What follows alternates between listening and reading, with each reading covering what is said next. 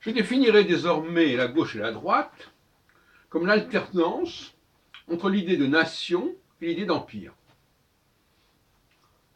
Et cette alternance veut dire quoi? Veut dire qu'à certains moments, on va renforcer l'idée de nation, à d'autres moments, on va renforcer l'idée d'empire. Voilà, c'est pas plus compliqué que ça. Alors maintenant, qu'est-ce que c'est que la nation? Qu'est-ce que c'est que l'empire? J'en ai déjà parlé, je vais revenir là-dessus. La nation, c'est renforcer l'égalité entre les membres de la collectivité, en refoulant tout ce qui peut distinguer les uns et les autres au départ. Par exemple,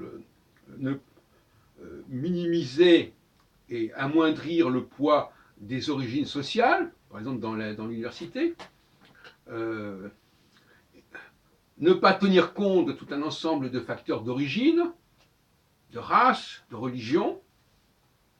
Donc c'est un processus égalitaire de refoulement. C'est ce qu'on appelle le surmoi jupitérien. Donc on a un surmoi jupitérien. Pendant la période où ce surmoi existe, eh bien, on ne parle plus des origines. Et on essaie d'évacuer tout ce qui pourrait peser de ce point de vue. Et quand on passe à la phase de droite, celle de l'Empire, eh bien, au contraire, là, on va renforcer les appartenances spécifiques.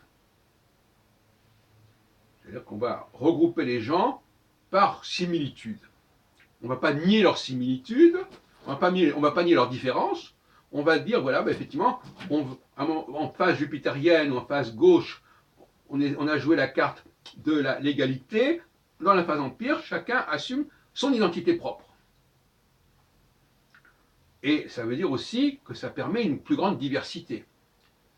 Ça permet donc l'empire, d'ailleurs, c'est ce qui caractérise, il peut s'étendre, il peut s'agrandir, ou il peut reculer d'ailleurs.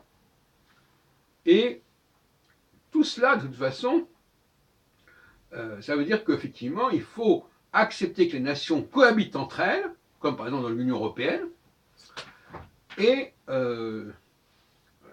donc c'était bien de renforcer le sentiment national, en phase jupitérienne, en phase de gauche. Mais maintenant, il faut renforcer l'idée qu'on peut cohabiter au sein d'un ensemble plus vaste, qui peut être la fédération, par exemple. Fédération, il y a des tas de fédérations, les États-Unis sont une fédération, l'Allemagne est une fédération, l'Europe est une fédération.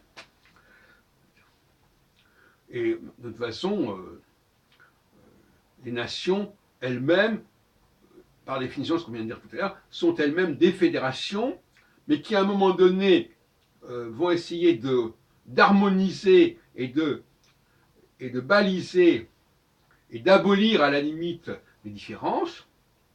Et puis après, le retour du refoulé, ces différences vont réapparaître, on va les laisser se manifester à nouveau. Donc il y a une répression jupitérienne, la gauche est répressive, en ce sens qu'elle exige que l'on mette de côté sa spécificité, ses origines, son sexe, etc. Anti-essentialiste.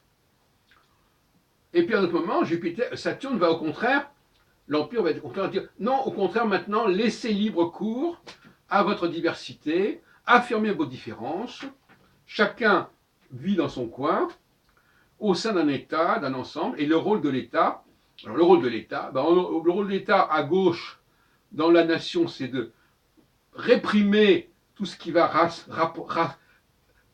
rappeler les différences, les origines, et le rôle de l'État dans l'Empire, c'est de réprimer tout ce qui pourrait faire objet de tensions entre les différentes entités qui en font partie à un moment donné. Voilà. Donc je crois que maintenant j'emploie le vocabulaire Jupiter-Saturne, je pense que maintenant on s'y familiarise, on s'y habitue, hein. D'autant plus qu'en parlant de Jupiter-Saturne, ça permet de déterminer à quel moment, justement, au niveau constitutionnel, en quelque sorte, au niveau de l'alternance, à quel moment le temps de la nation est approprié et adéquat, et à quel moment c'est le temps de l'Empire qui l'est. Mais ce qu'on veut dire par là, c'est qu'on peut passer insensiblement, si on peut dire, du temps de la période nationale à la période impériale, de la période impériale à la période nationale, et c'est ça qui fait toute la différence entre la gauche et la droite, et tout ce qui est ça qui fait le fondement même de la notion d'alternance, qui est quand même la base de la politique. Sauf que, dans le système constitutionnel que nous connaissons, il y a de nouvelles élections, mais ces nouvelles élections n'exigent pas forcément et n'aboutissent pas forcément à un changement et à un passage comme celui que je viens de dire.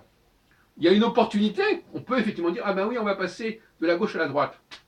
Tandis que dans mon discours, moi, on passe forcément et automatiquement et impérativement de la gauche à la droite selon un processus cyclique qui est déterminé à l'avance. Donc c'est tout à fait différent. Là, on garantit dans mon système cette espèce d'alternance nécessaire, alors que dans l'autre cas, on la rend possible, on dit peut-être, oui, on pourrait, ça serait l'occasion de, etc.